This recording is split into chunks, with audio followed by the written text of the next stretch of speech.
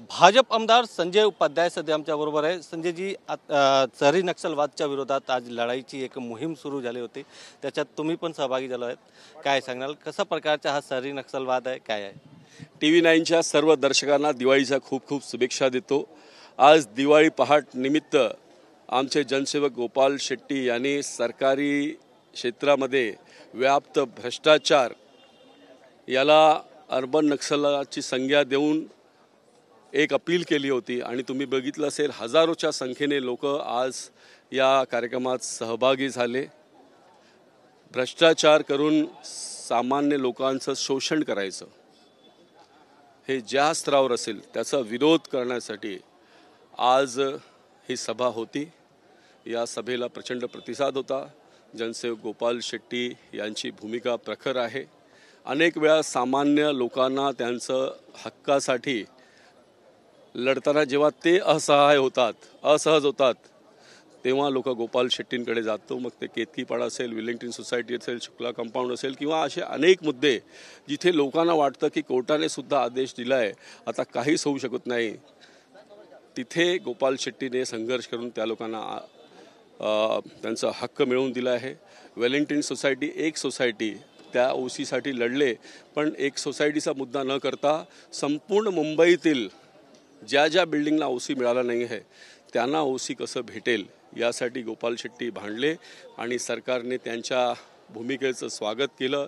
Task force बनवला, प्रस्ताव झाला आणि लवकरच GR येणार आहे, ज्यामुळे मुंबईतील सर्व ओसी रहित इमारतांना न्याय भेटेल आणि त्यांना त्यांचं अधिकार भेटेल, ज्यांची फसवणूक झाली आहे। तुम्ही पण आज बोरीवलीचे अनेक मुद्दा मांडले आहेत, ज्याच्यामध्ये तुम्ही फेरीवाल्यांना जेव्हा हटवले आहेत तेव्हा तुम्हाला पण काही लोकांनी धमकी वगैरे दिले आहेत। तुम्ही या काय विषय होता, काय सांग?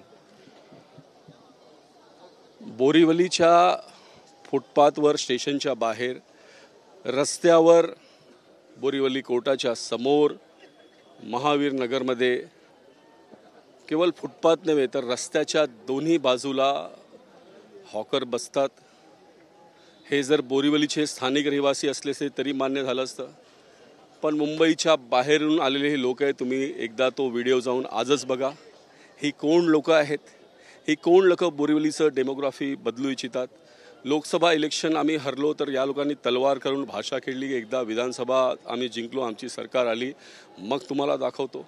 ते लोकांबरोबर दादागिरी करतात, दुकानदाराबरोबर दादागिरी करतात। जर उच्च न्यायालयाने आदेश दिला आहे की 150 मीटरपर्यंत हॉकरने बसू नये, बोरीवली स्टेशनवरती लाखोच्या संख्येने प्रवासी येतात आणि त्यांना रिक्षा पकडण्यासाठी, त्यांना पायी जाण्यासाठी रोड आणि फुटपाथ हे मुक्त असले पाहिजे, तर त्या आदेशाचा अंमलबजावणी मी करत आहे। मी काहीच चुकीचं करत नाही आहे आणि 1 वर्ष होत आले, हे करण्यात मला यश मिळालं आहे।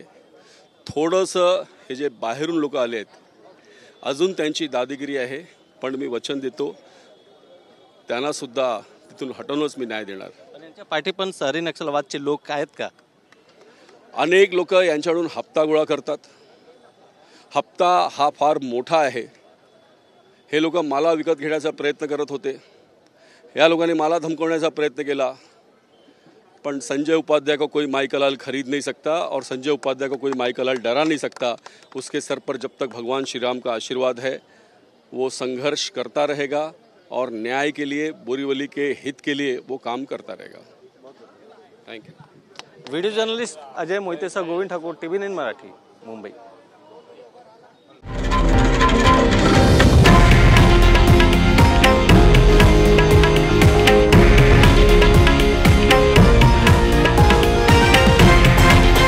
हे आहे देशातील नंबर 1 न्यूज नेटवर्क आणि आपण पाहत आहात TV9 मराठी, एकमेव।